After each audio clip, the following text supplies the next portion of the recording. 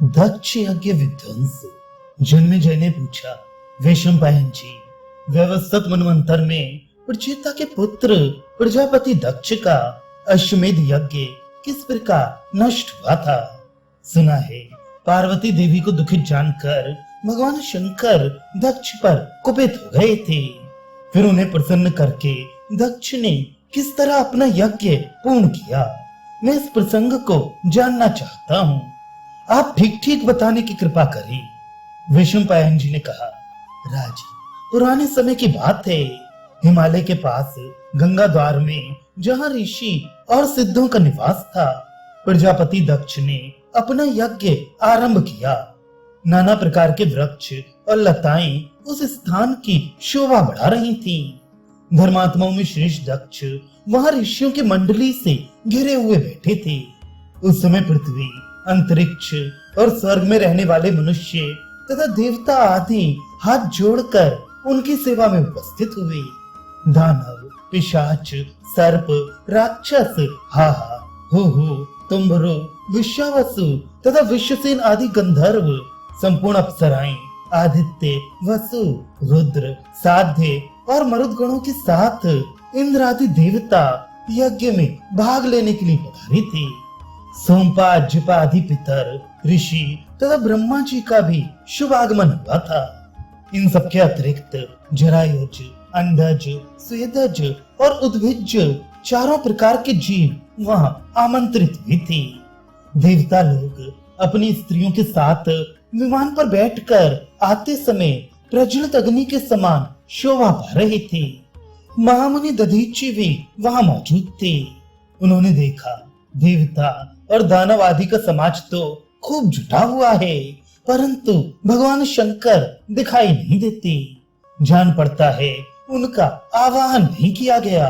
ये सोचकर वे क्रोध में भर गए और बोले, सज्जनों, जिसमें भगवान शिव की पूजा नहीं होती वह न यज्ञ है न धर्म, इसलिए इस यज्ञ को भी यज्ञ नहीं कहा जा सकता। इसमें बड़ा भयंकर विनाश होने वाला है, किंतु मोहवश किसी को दिखाई नहीं देता। ये कहकर महायोगी दधीच ने ध्यान लगाकर देखा तो उन्हें भगवान शंकर और वरदायिनी पार्वती देवी का दर्शन हुआ। उनके पास ही देवऋषि नारद जी भी दिखाई पड़े। इससे उनको बहुत संतोष हुआ। तत्पश्चात दधीच ने यह विचार किया कि ये सब लोग एक मत हो गए हैं, इसी से इन्होंने महादेव जी को निमंत्रण नहीं दिया है। ये बात ध्यान में आते ही वे यज्ञशाला से अलग हो गए और दूर जाकर कहने लगे, जो पूजनीय पुरुष की पूजा ना करके अपूज्य का पूजन करता है, उसे नर हत्या के समान पाप लगता है। मैंने आज तक कभी झूठ नहीं कहा है और आगे भी नहीं कहूंगा।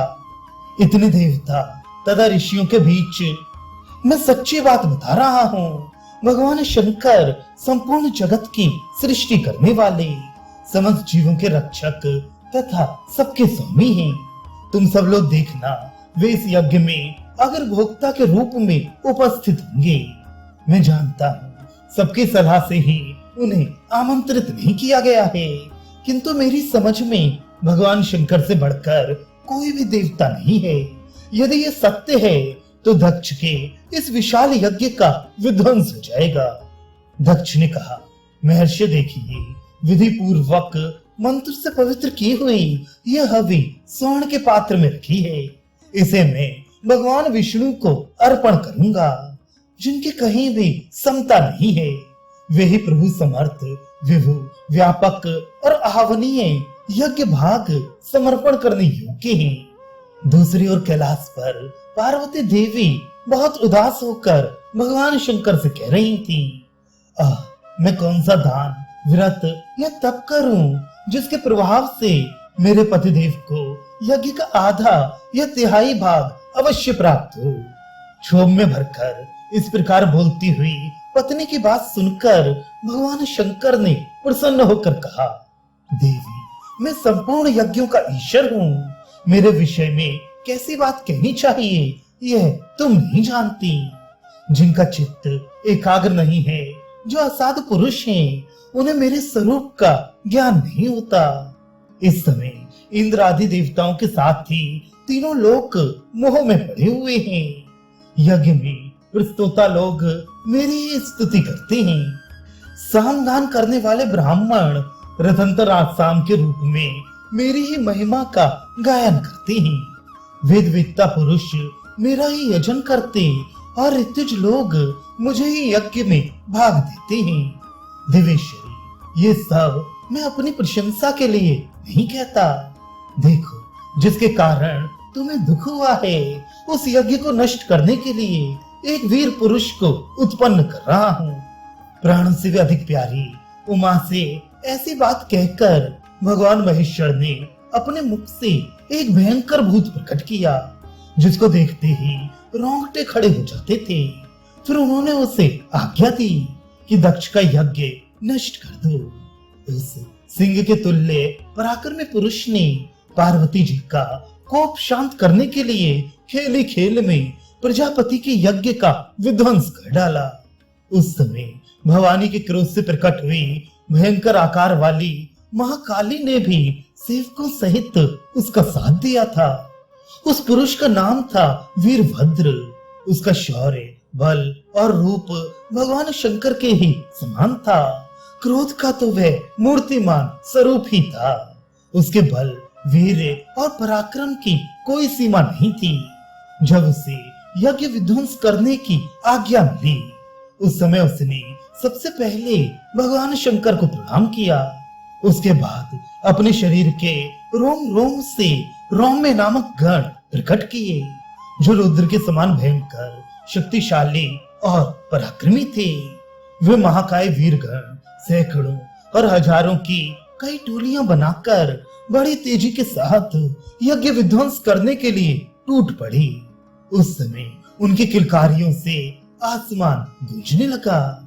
उनके महान कोलाहल सुनकर देवता थर्रा उठे। पर्वतों के टुकड़े टुकड़े हो गए, धरती डोलने लगी और समुद्रों में तूफान आ गया। इतना ही नहीं, सूर्य, ग्रह, तारे, नक्षत्र तथा चंद्रमा भी फीके पड़ गए। चारों ओर अंधेरा छा गया। देवता, ऋषि और मनुष्य सब छिप गए। कोई दिखाई नहीं देता था। दक्ष से अपमान पाकर कुपित हुए भूतों ने सबसे पहले यज्ञशाला में आग लगा दी। कुछ मारपीट करने लगे। कुछ लोगों ने यूप उखाड़ने आरंभ किए। बहुत देर यज्ञ की सामग्री को नष्ट करने और रौंदने लगे।